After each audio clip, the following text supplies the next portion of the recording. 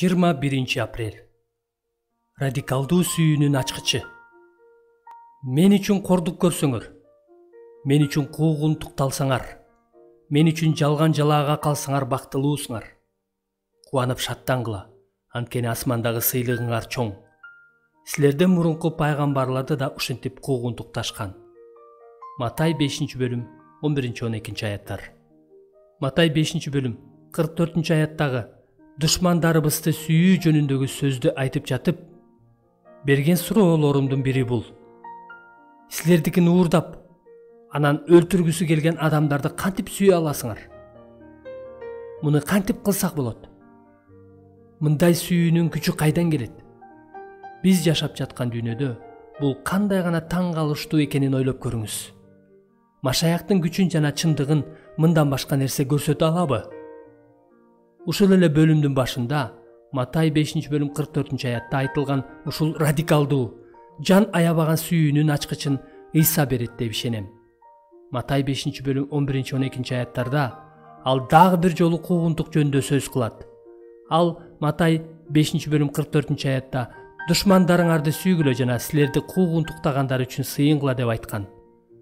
Бул аяттардан көңүл бура турган нерсе, Ыйса душмандын ырайымсыз мамилесине чыдап гана койбостон, андан кубаныч аласың деп айткан. Башкалар силерди кордоп, куугунтукташса, силер бактылуусуңар, кубангыла жана шаттангыла. Бул бизге душмандарыбыз үчүн сыйынуу же аларга жакшылык кылуу мүмкүн эместей көрүнөт. Эгер мен бул мүмкүн эмес нерсени жасай алсам, тактап айтканда, куугунтукталганыма сүйүнсөм, анда мени куугунтуктагандарды сүйүү мүмкүн болмок.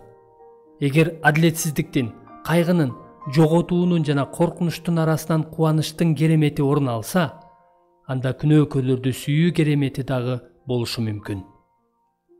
Ыйса бул аяттарда кубанычтын ачкычын берет. Ал кубанып шаттангыла, анткени асмандагы сыйлыгыңар чоң дейт. Кубанычтын ачкычы Кудайдын келечектеги ырайымына ишенүү.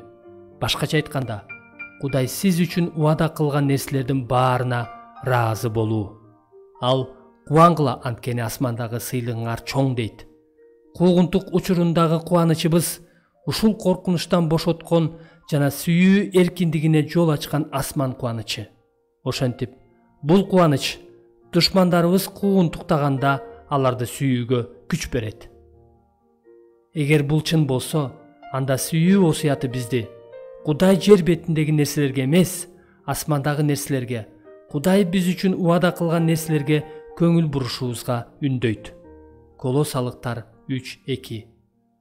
Душманыбызды сүйүү осуяты бул биздин үмүтүбүздү, жан дилибизди Кудайдан ырахат алууга жана анын улуу сыйлыгына, келечектеги ырайымына багыттайт.